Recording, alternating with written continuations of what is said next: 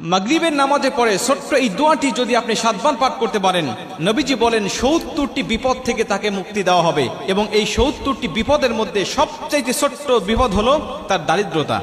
নবীজি সাল্লাল্লাহু আলাইহি ওয়াসাল্লাম তিরমিজি শরীফের 3601 নম্বর হাদিসের মধ্যে বলেন যে তোমরা এই দোয়াটি নিয়মিত পাঠ করো। এই দোয়াটি যদি কেউ নিয়মিত পাঠ করতে পারে, আল্লাহ পাক তাকে 70টি বিপদ থেকে হেফাজত করবে। এবং এই 70টি বিপদের মধ্যে সবচেয়ে ছোট্ট বিপদ হলো তার দারিদ্রতা। দারিদ্রতা হলো আমাদের জীবনে সবচেয়ে বড় বিপদ। আর নবীজি বলছে 70টির মধ্যে দারিদ্রতাই হলো ছোট্ট বিপদ। তার মানে আরো বড় বড় যত বিপদ আপদ বালা মুসিবত রয়েছে, আল্লাহ সব বালা মুসিবত থেকে আমাদেরকে হেফাজত করবে।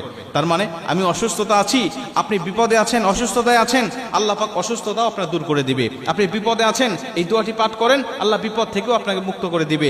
আপনি দুশ্চিন্তায় আছেন, ডিপ্রেশনে আছেন, এই দোয়াটা পাঠ করেন, আল্লাহ দুশ্চিন্তা থেকেও আপনাকে মুক্তি দান করবে। যত বিপদ আছে মানুষের শরীরে, মানুষের জীবনে, 70টি বিপদ, এমন বড় বড় বিপদ থেকে আল্লাহ পাক আপনাকে হেফাজত করবে। রাসূল সাল্লাল্লাহু আলাইহি ওয়াসাল্লাম বলেন, হযরত আবু হুরায়রা রাদিয়াল্লাহু তাআলা আনহু বর্ণনা করেন, রাসূল সাল্লাল্লাহু আলাইহি ওয়াসাল্লাম বলেন, তোমরা লা হাওলা ওয়ালা কুওয়াতা ইল্লা বিল্লাহ এই দোয়াটি বেশি বেশি পাঠ করো, কেননা এটা হলো জান্নাতের রত্নভাণ্ডার। কেননা এটা হলো জান্নাতের রত্নভাণ্ডার।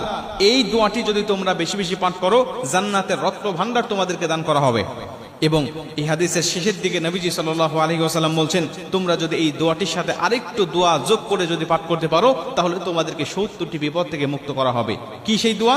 নবীজি বলছেন, লা হাওলা ওয়ালা কুওয়াতা ইল্লা বিল্লাহ ওয়ালা মানজা মিনাল্লাহি ইল্লা ইলাইহি। এই দোয়াটি আপনি পাঠ করবেন, খুশি যখন মনে হবে তখন পাঠ করবেন। বিশেষ করে মাগরিবের নামাজের পরে আপনি 7 বার এই দোয়াটি পাঠ করবেন, একনিষ্ঠতা নিয়ে, আল্লাহর উপরে তাওয়াক্কুল রেখে। ওমান ইয়াতাওয়াক্কাল আলাল্লাহি ফাহুয়া হাসবুহ, আল্লাহর উপরে পরিপূর্ণ তাওয়াক্কুল রেখে যখন আপনি আমলগুলো করবেন, আল্লাহ পাক অবশ্যই আপনাকে বিপদ আপদ বালা মুসিবত থেকে সম্পূর্ণ হেফাজত করবে। এই ছোট্ট ছোট্ট দোয়ার আমলগুলো যখন আমরা করি, এর পাওয়ারফুল দেখে, এর কার্যকারিতা দেখে আমাদের ঈমান বেড়ে যায়। নবীজি সাল্লাল্লাহু আলাইহি ওয়াসাল্লাম বলেন, এই ছোট্ট ছোট্ট আমল করার কারণে মানুষ সওয়াবের অধিকারী হয় এবং এইটা দেখে মানুষের ঈমানও বেড়ে যায়। আমরা এই ওজিফাগুলো, এই ছোট্ট ছোট্ট দোয়াগুলো আমরা নিয়মিত করার চেষ্টা করব ইনশাআল্লাহ। দেখবেন যে আপনার জীবনটাও সুখময় শান্তি হয়ে গেছে, দুনিয়ার জীবনটাও সুখময় শান্তিময় হয়ে গেছে। দুনিয়া থেকে বিদায় নিয়ে চলে যাবেন, আল্লাহ পরকালে জীবনটাকেও আপনাকে সুখময় শান্তিময় করে দিবে। এজন্য আমি বলবো, এই দোয়াটি জান্নাতের রত্নভাণ্ডার হিসাবে নবীজি যেহেতু আখ্যা দিয়েছেন, আমাদেরকে বলে দিয়েছেন, অতএব এই দোয়াটা আমরা কেউ ছাড়বো না।